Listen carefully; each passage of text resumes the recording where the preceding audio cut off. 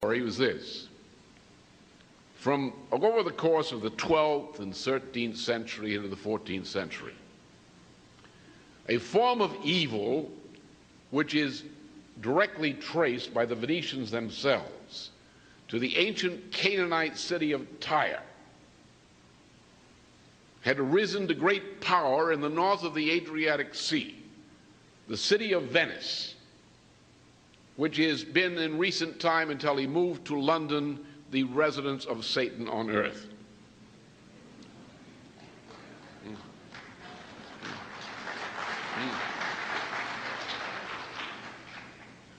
These people grew great power. They built a maritime power in the image of ancient Phoenicia, which is Canaan. Phoenicia is a Greek word. The people of that region were called the Canaanites. And the center of evil was Tyre. Tyre was destroyed by a great man, Alexander the Great. But the principle of Tyre lived on. And it came through the Roman Empire, it came to reside in Venice. And from about 800 AD on, Venice was an increasing power in the Mediterranean and became a great sea power, which became a dictatorship over the Mediterranean over the period from the course of the 12th century into the beginning of the 13th century with the so-called Fourth Crusade. And I can tell you all the Crusades were frauds. They were all run by the Venetians. Nothing to do with Christianity. They had to do with something else. The Fourth Crusade was organized by Venice to conquer and loot Byzantium, which is its major competitor.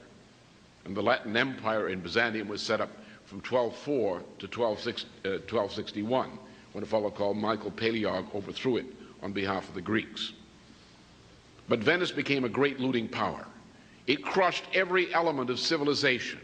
It imposed evil cults. It spread the cult of Aristotle throughout the Mediterranean and other cults.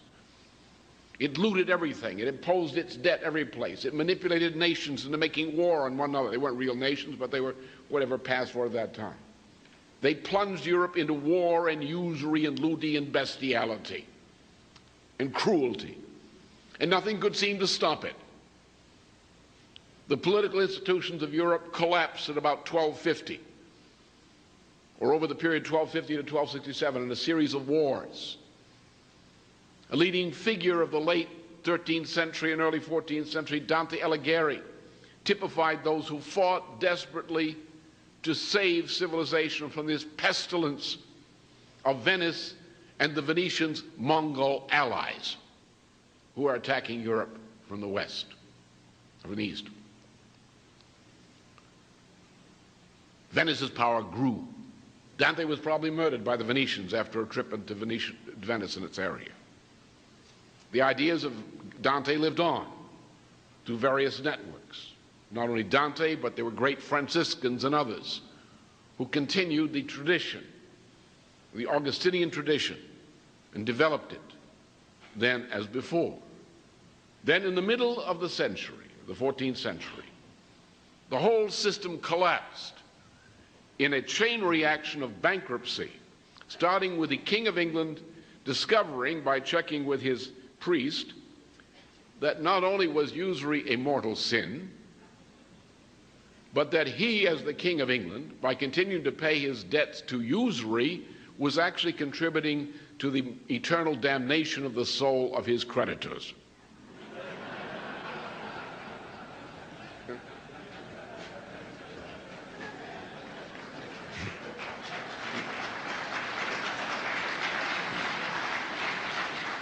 So the King of England repudiated his debts to the houses of Bardi and Peruzzi, which were Florentine-based, but they were key bankers of the period, who had looted every part of Europe through this bank. It's very much like the IMF conditionalities today. As a matter of fact, the IMF conditionalities are a repetition, a continuation of the Venetian tradition. They are evil. The people who run the IMF are evil. The bureaucrats of the IMF as a collectivity are purely evil. They are mass murderers. They have already killed far more people on this planet than Adolf Hitler succeeded in doing. They are wiping out the people of developing countries. What they've contributed to with their English masters, including Linda Chalker, who is the colonial minister. They call it overseas development now, but she's really the colonial minister from the House of Lords, who was given to us by Lady Thatcher, who is reputed to be a witch because she succeeded in transforming a merely bankrupt England into a rubbish heap. And also because of the way she handled her pet cat, George Bush. Who, by the way, is no friend of mine. So these people were crushed, and their political power was crushed by their bankruptcy. There's an analogy today. I'm not Plutarch, and I'm not a priest of the cult of Apollo, as he was, but comparisons are sometimes permitted. Today, as then, in the middle of the 14th century, the new Venetian Empire, which is the British Empire, or the Anglo-Dutch Empire, or whatever you want to call it, it's the same thing, is based on financial power. All finance and monetary systems today are divorced entirely from trade and production. They're engaged in pure speculation, in usury, debt as a form of usury, the looting of countries, of whole regions of the world.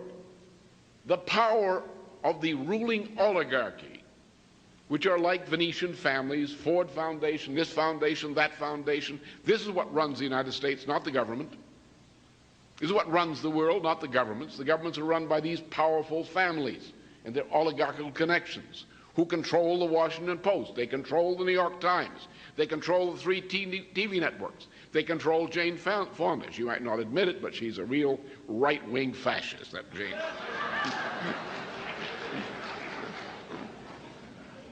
They are looting the world. They have great power. People are afraid of them. They're afraid of the press. The Congress is afraid of the press. The Justice Department is controlled by these families. Everything is rotten is controlled by these families. People say, be smart, don't get into trouble. Don't attack them. Don't attack the Queen of England. How can you not attack her? She's killing all those people. You're going to keep quiet about it? What, are you going to involve in misprision of a felony by not attacking the Queen of England?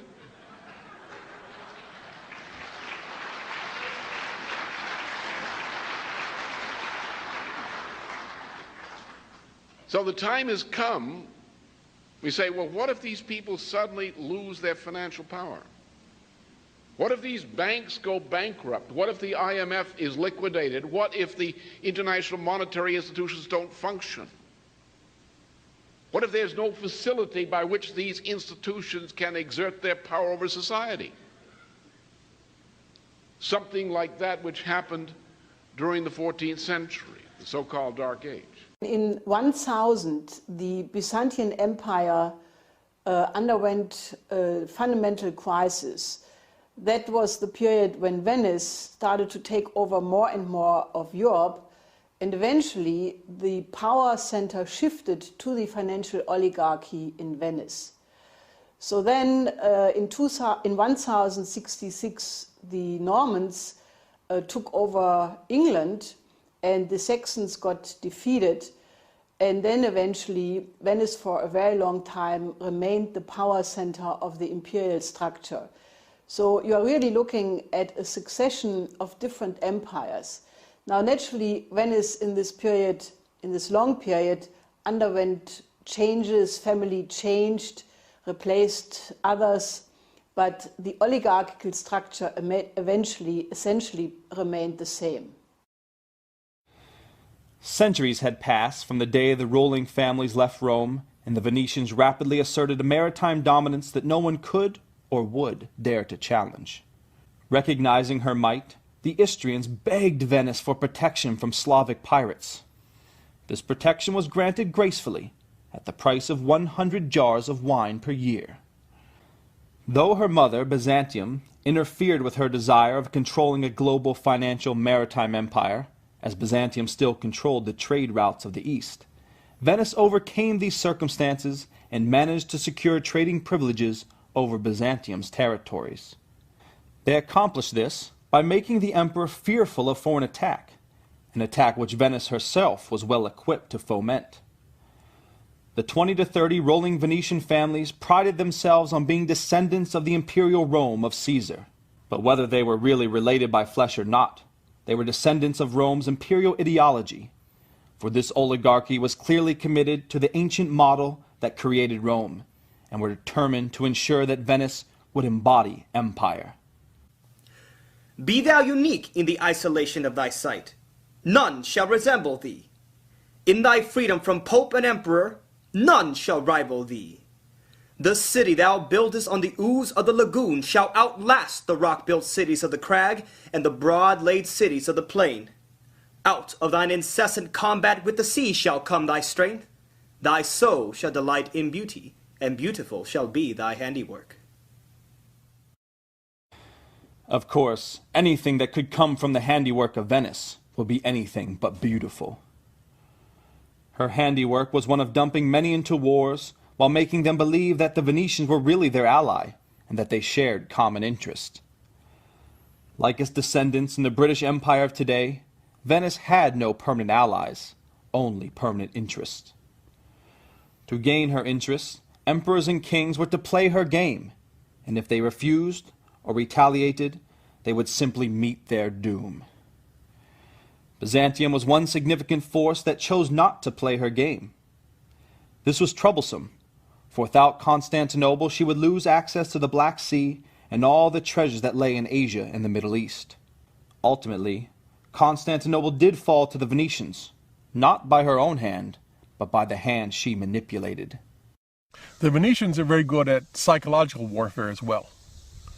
That if you read Friedrich Schiller's Ghosts here, you can see that what you do is you pretend to be people's friends. You find out what they want, what their weakness is, and you give it to them. If they want money, you give them money. If they want sex, you arrange for that. If they want drugs, you arrange for that. Whatever it is they want, their weakness is, you feed them. And then you tell them, okay, I'm doing all this for you and I just need these little favors. And you corrupt them. And you corrupt them until you can control them. And of course, you know what they're doing, so you can always blackmail them if they try to get out of line. But basically what controls them is the knowledge that if they don't go along with you, then they lose out on all these things they like. You know, if they play ball with you, then they become rich, they become famous, they have all of their desires sated, they get everything that they want, but in a mental state which is increasingly depraved and subject to manipulation. And that's also the Venetian method, that you win by corruption. And that the thing that the empire fears most of all is an honest man who isn't corruptible because he doesn't want those things.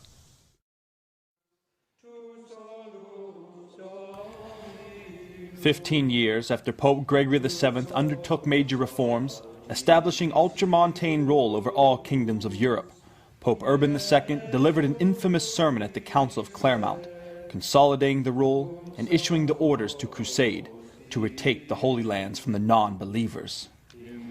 Thousands of men, depraved and deprived of knowledge, were convinced to partake in the satanic expedition, as they were promised full exemption from civil jurisdiction and remission of sins.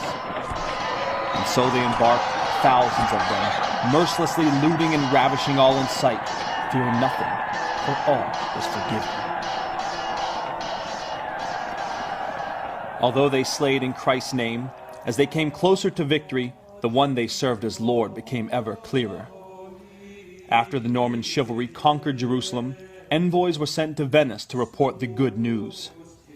Venice, in turn, immediately sent their own fleets against the weakened Islamic army to capture the ports of Jaffa and Haifa, vital to her own commercial interests. As they prepared to conquer the cities of Tyre and Ascalon decades later, the Crusaders unhesitatingly gave their offerings to their god. A third of each city was allotted to the oligarchy.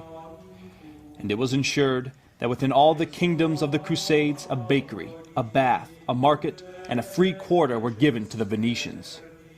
They would be exempt from all taxation, while the Christian king of Jerusalem would pay them a tax of 300 bezants annually. The chivalry, with permission by the papacy, went as far as to proclaim that wherever a Venetian went, their laws should follow them, for no law was higher than Venetian law. The only problem the oligarchy encountered in sponsoring these religious wars was that her strategic privileges within Constantinople were threatened.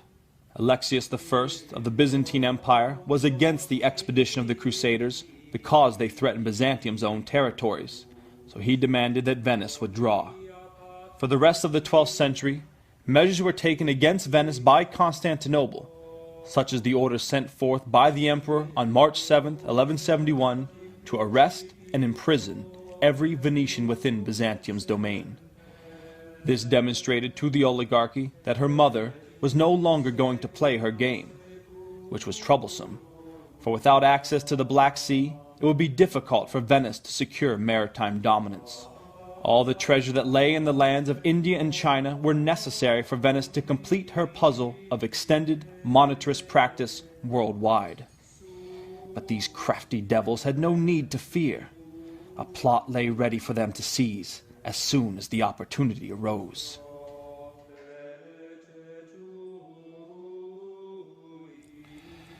At the turn of the 12th century, Saracens waged war to retake the Holy Land from the Norman chivalry. The barons of France and Flanders immediately sent 6 messengers to plead to their birth mother, knowing that only with Venice could they defend themselves. They assembled at St. Mark's, where the ambassadors pleaded to the oligarchy. Sirs, the most exalted and puissant of the barons of France have sent us to you, and they beg your favor, that you may be seized with pity for Jerusalem, which is in bondage to the unbelievers, and that for God's sake you will consent to aid them to avenge the shame of Jesus Christ. And they have chosen you, because they know that no people on the sea has so great power as you. And they bade us to fall at your feet, and not to rise until you grant that you will have pity on the Holy Land beyond the sea. All 6 kneeled to the assembly in tears, until Doge Enrico Dandolo delivered the official Venetian reply. Venice assisted the expedition under the condition that they accept a debt of 85,000 marks, the equivalent of 20,000 kilograms of silver. Neither the King of England nor of France generated such an amount annually. As a matter of fact, it would take them nearly 2 years to reach such a sum, and that only if they didn't spend an ounce on anything. Yet, the oligarchy contracted that the debt should be paid within a year. The fools signed Satan's contract, and the result was as Venice expected. The chivalry failed to meet the demands of the contract. The rulers of finance proceeded to utilize their new debt slaves to fulfill the task the empire desired: unchallenged maritime control of the East. Ostensibly, the Venetians only required them to retake their ports in Dalmatia from the Christian kingdom of Hungary. But within a matter of months, Venice's real plot came into effect. By the spring of 1202, 40,000 crusaders, 440 large ships, with 50 galleys were on a direct course towards Constantinople. Upon arrival, as the city walls and gates were broken open, the dogs of war were unleashed, destroying everything, looting from the altars of churches, melting the great statue of Hercules for its bronze, and raping every woman in sight, nuns included. Dandolo and the Venetian fleets kept back, watching their dogs ravish the city. They wanted one thing: the islands and the coasts necessary for their maritime empire, and none amongst the Normans hesitated to grant Venice her desires. Her greatest rival in the Mediterranean was annihilated, and her choices of emperor and patriarch, those who would protect Venetian interests, were appointed. This doge had served the oligarchy well, for Venetian voyages could now continue uninterrupted.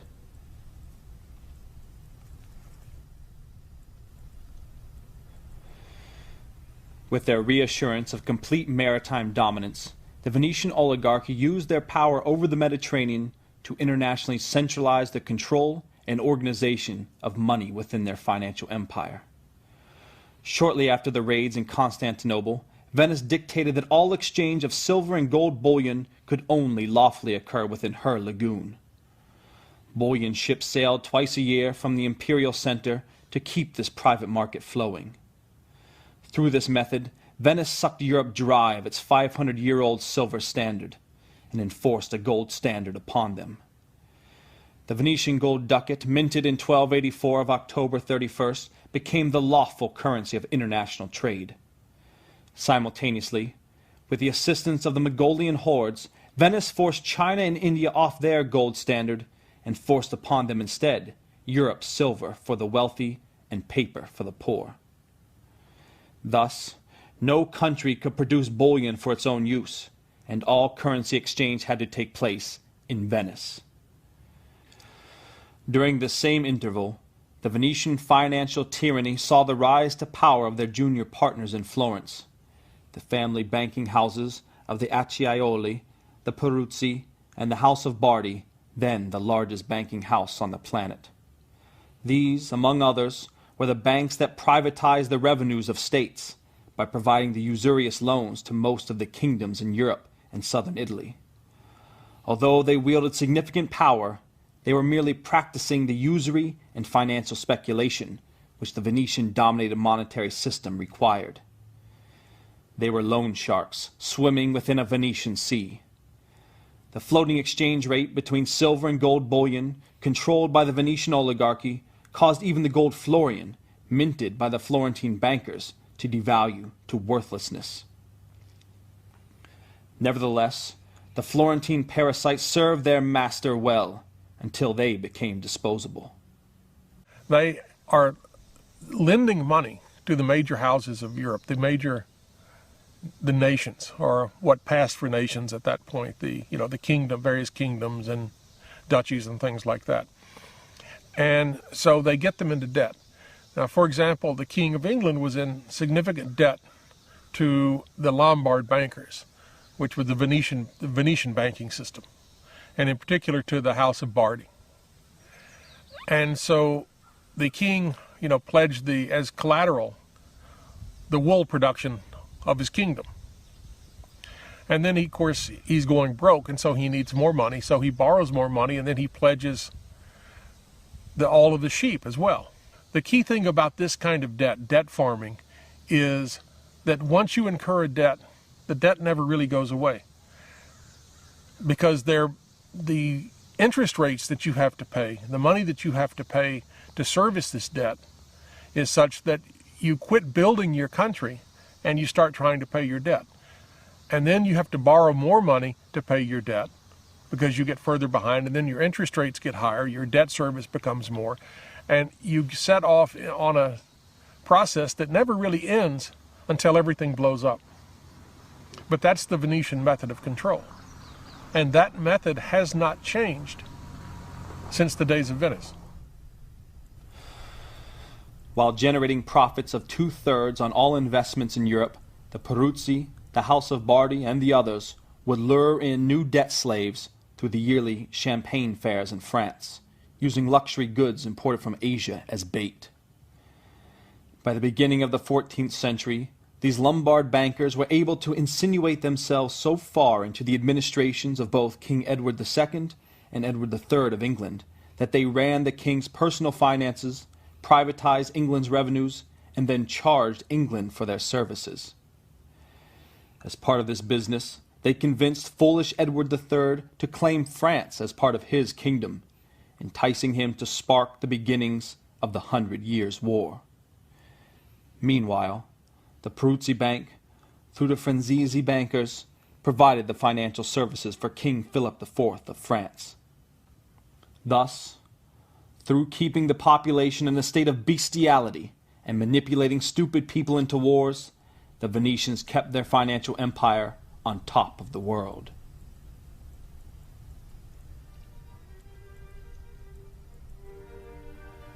But with this practice of monetarism, significant productivity was abandoned, and the body of the state was sucked to the bare bone.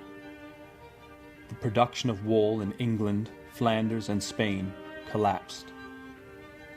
Because of depreciating farmland and equipment, food crises broke out, resulting in repeated famine within the 1310s, 20s, and 30s. The nature of the system caused farmers to go bankrupt, forcing them to hand over their lands to the bankers. For lack of funds and neglect, bridge construction halted, while those built the century before were left to rot. Sanitation was a joke. Monasteries ceased educating the young, and population levels dropped as the system drove further and further towards bankruptcy. The fleas had consumed all the blood of their host. The city of Florence went bankrupt in 1342, and the banking houses of the Acciaioli and the Buonaccorsi followed suit. The Kingdom of France went bankrupt in 1337, and Edward III's England followed suit in 1340. With the fall of these two kingdoms, and Venice playing currencies against each other, the Peruzzi fell bankrupt themselves in 1345, and within the same year, the top bank on the planet, the House of Bardi, finally collapsed. The entire monetary financial system of the 14th century had now entered its phase of complete disintegration. With no legitimate system found to replace the failed one, the conditions were set to pave the way for the great calamity that was about to fall upon Europe. It had already killed 10 million in China, and over the next 2 generations, the combination of plague, social upheavals, and wars wiped out 1/3 to 1/2 of the entire population. In 1508, the League of Cambrai was formed among the significant powers of Western Europe, including Louis XI's heir to the throne and his admirer, Henry VII of England, in an attempt to destroy the monetarist empire still centered in Venice. But with Henry VII's death the following year, and the complicity of the current pope of the time to the Venetians, the League was dissolved. Starting with the Inquisition, and continuing with the promotion of Luther and the Reformation generally, and then supporting the Catholic Church's counter-Reformation, the Venetian Empire had been busy lighting the fuse for religious conflicts throughout Europe. Eventually, among others, they deployed their agent Friar Zorzi to England to manipulate the new king, Henry VIII. They used him to further feed the ongoing frenzy of religious wars by driving him to assume the authority to reform the church in England so he could meet his sexual desires. Fearing the former alliance which sought to destroy the devil, the oligarchy proceeded to move north in search of a new capital from which to operate. They settled throughout northern Europe, opening their first major headquarters in Amsterdam, Holland. Centuries later, they consolidated their true base in 1763, upholding their public political headquarters in London, which remains still today, yet with their satanic souls continuing to reside in Venice. But this shift to the north was not enough. The scientific achievements of Nicholas of Cusa and the Renaissance crippled the era of Aristotle, making his methods worthless to the oligarchy. The creative impulses of the Golden Age caused an explosion of discoveries and innovations which society was not willing to give up. Venice, then the center of the empire, had no choice but to adapt to those conditions, and thus the doctrines of the Venetian Paolo Sarpi came forth, founding what would become modern British liberalism. This new method of the oligarchy allowed innovation while suppressing creative thinking. It said yes to technology, but no to creativity.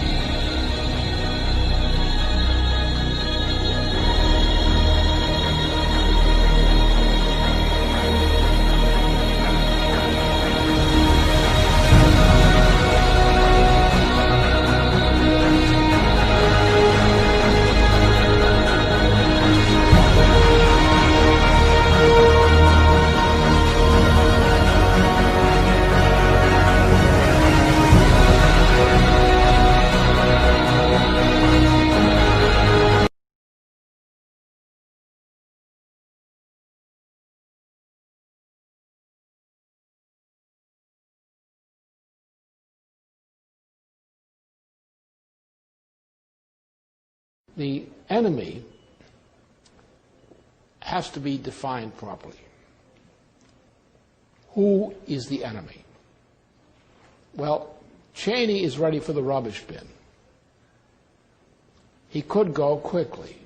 He's earned it. I mean, the Lautenbach report, Lautenbach-Waxman report on the way he's ripped off the American budget, the American till, with his aid of his Halliburton associates, and how he has profited by what Halliburton has done by the way of the steel business, is really puts him in jeopardy. He's not a popular guy. He's hated. Unfortunately, he's also feared, and cowards fear him. But the enemy is not Cheney. Cheney is only a tool, as his wife describes him.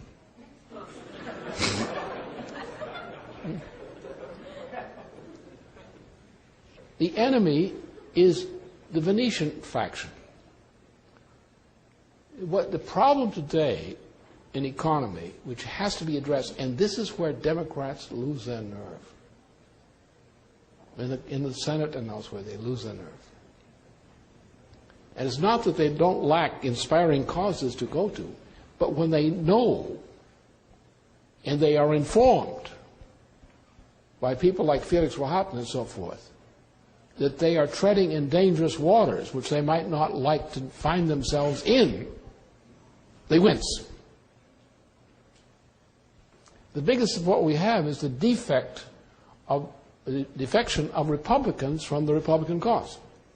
Not the Republican Party as such, but from what the neocons represent in the Republican Party. So you have a mass defection of Republicans who cannot support what stinks. But you don't have Democrats, with a few exceptions, who are stepping up to the plate, as it is said, on issues, because they're afraid of what? They're afraid of the financial interests. We have to realize that the enemy of humanity today is the same enemy that Franklin Roosevelt had when he was alive, which sometimes are called the bankers, but he didn't think of the bankers, he had it right. He understood that the financial oligarchy, including the grandfather of the present president, Prescott Bush, had been the authors of funding Hitler's being put into power in Germany. That these people in the American oligarchy, the Wall Street oligarchy, the backers of Coolidge, the controllers of Hoover, these were the people who had put Hitler into power and Mussolini before him and Franco afterward. These were the people who were prepared to support Hitler all the way and his system if he had only gone eastward first against the Soviet Union rather than against France and England. They turned against Hitler. Many of them didn't turn until 1940, but they began to turn against Hitler when it was learned the German military was prepared to strike westward first before striking eastward. So they became anti-Hitler because they didn't like his direction. They liked his methods, but not his direction. And they supported him by bringing fascism, Nazism into power in Germany, and fascism into power throughout continental Europe. Now you understand then, you have to go back to deeper, that fascism, Nazism, which is largely a product of a group known as the Syndicus International. It's a group of bankers in the Venetian tradition. These are independent family banks, family financial interests, which cluster like a slime mold together and have individuality, but they also are a slime. Okay? This is the problem. These guys have come to the point where since 1939, when there was no longer, 1989, since there was no longer a Soviet Union as a contender, they felt free to destroy Western Europe and the Americas because they no longer needed Western Europe and the Americas as an economic and military strength to control the Soviet Union. Once the Soviet Union was gone, they said, History has ended, as Francis Fukuyama put it. History is now at an end. Now the empire can return. Now, the empire means the Venetian model, which means the British model. It means the Anglo-Dutch liberal model, under which, in their view, the nation state either should not exist, and they intend to eliminate most nation states, which is what the real purpose was in Iraq, not to defeat Saddam Hussein, was to destroy Iraq, which they're doing. Their intent is to destroy Syria. Their intent is to destroy Iran. Their intent is to destroy Israel. The intent is to destroy every part of that region of the world and beyond. And they call them failed states. You know, why does it fail? Because it got killed. That's why it failed. Then what about the other states? Well, they do not want to tolerate in Europe or in the United States a government which does not submit to the power of a financial oligarchy. Now, what these guys are up against is, which Felix Rahat really typifies, is they represent a financier oligarchy which says clusters of these bankers are going to run the world and no government will challenge the authority of these bankers, of their money. That's what the issue is. And they not only use the threat of financial campaigns against politicians and their constituencies, they also kill. They commit murders. They murder officials. They murdered Kennedy. They murdered McKinley.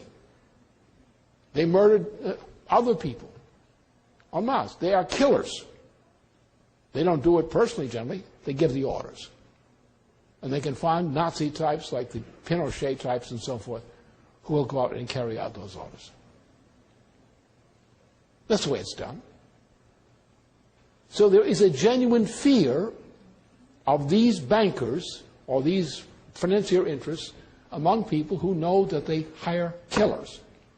Most of the assassinations of the world are run, orchestrated by these financial agencies. They kill. They are poisonous cockroaches in our system, inhabiting the pores of our system. And that's what the problem is. People are afraid of them. Again, the answer, as I said just a while ago, the answer is if you don't have a sense of immortality, of an immortal interest in your life, you don't have the source of courage to make the kinds of decisions that challenge power, evil like that. What they represent, what Felix Rahat typifies in his own small way, is Satan. You want a figure for Satan? That's him. Not him personally as such, but he typifies what is satanic in society today. This is the evil. And people are afraid to stand up against evil. They say, look, I'm willing to do whatever is possible to reform the society for the better. But look, don't get me in trouble.